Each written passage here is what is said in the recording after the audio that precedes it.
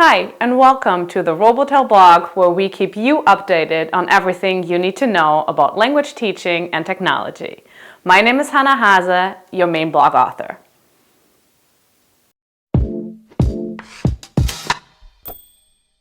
If you love teaching languages in a fun and engaging way, this video is for you. I love using games in my foreign language classes and lots of hands-on activities for my students. It's such a great way to really get them involved, break the ice, and have all types of learners participate in my classes. In today's video, I will show you a couple of my favorite games I like to play with my students in class. These games are in English, but you can use these games in any language and just translate them. I, for example, used a ton of these while I taught German. First off, general hands-on or kinesthetic activities. These include any kind of partner or group work, sensory boxes, relay races, cooking, debates, projects, you name it. Anything that gets your students out of their regular seats writing something and just give them a little bit of creativity. That's exactly what you want to do. There are endless possibilities, and anything can pretty much be turned into a kinesthetic activity. Games, in my opinion, though, are the best way to do so. One of my favorite games is Vocab Master. I have these cards for my students with vocabulary words on them. I have 2 extra words on the bottom.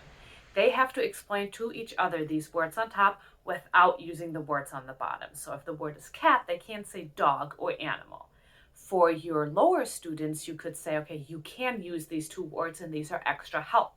For your upper students that are already a little bit more advanced or need a little extra challenge, you say you have to explain the word without using the words on the bottom. So right there, you can differentiate. You have a game that you can play over and over and over once you have these sets of cards made up. And yeah, that's an awesome way to get your students speaking and really thinking about the language and staying in the target language as well. Another good one is marker wars. So your students get a marker in different colors. They work in pairs. They get 1 game sheet. On that game sheet, you have a ton of words that you will use either in the classroom or while you tell a story, and your students have to listen to you tell the story or say these things and then mark off the words on their game sheet with the different colored markers. Obviously, the one that has the most X's and marks on their game sheet, they are the one that wins. Similar to marker war or marker challenge is bingo. I like playing that one, but their students play individually. So everybody gets their own bingo sheet. I have them pre-filled, or sometimes I give them phrases and then they have to fill in their own bingo sheets, like classroom phrases, or again, something where I tell a story and the students have to listen.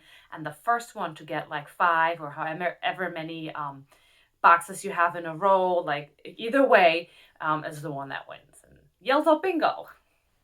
Verb puzzles are another really nice game. You can play that with a lot of grammar activities. So you have a puzzle with the verb, infinitive verb, and then the past simple, for example, and students have to cut it out and then rematch it, matching the right ones with one another. Tic-tac-toe is a fun game to play, and then mystery person, when you're talking about describing people or animals or houses or something, you just give them a whole bunch of similar pictures, but the students have to describe to one another which one they mean without giving too much away. The other person has to ask questions to figure out which person or object somebody is describing. So lots of possibilities there, lots of fun, and students usually don't even realize they're learning something.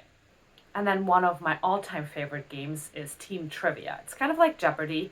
It involves a lot of preparation from you, the teacher. But once you have that game, it's really great to summarize a unit or at the end of a lesson, or to prepare students for an upcoming test. You can have categories that involve find the mistake or spell the word or the opposite. It can be vocab things, it can be grammar things, it can be concept that you have taught. And you have some easier questions in each category and then some harder questions, and the students play in 2 teams against one another. It's an all-time favorite, and like I said, it's a lot of preparation, but students really, really, really enjoy it, and I think it's totally worth it. These are only a few of my favorite games, and if you want to know more about each and every one of them, click on the link below to read the full blog post. You could also find out more about a full curriculum for English that has all of these games already created for you. I hope you enjoyed this video. To read the full article, click on the link below.